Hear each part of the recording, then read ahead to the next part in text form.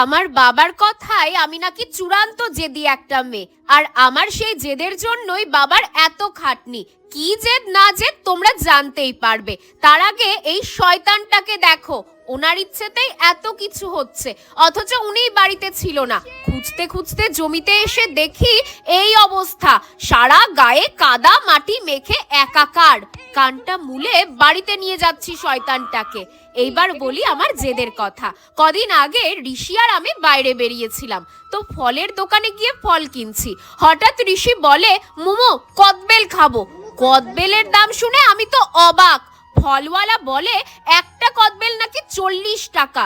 তো তখন আমি ঋষিকে বলেছিলাম, এই কদবেল খেতে হবে না ভাই, আমি তোকে কদবেলের গাছ কিনে দেব, তখন কত খাবি খাস। কেটে গেছে প্রায় 7 দিন, আর আজ আমার হাতে এসে পৌঁছেছে সেই কদবেল গাছ। কদবেল খাওয়ার জন্য একটা কদবেল গাছই কিনে ফেললাম।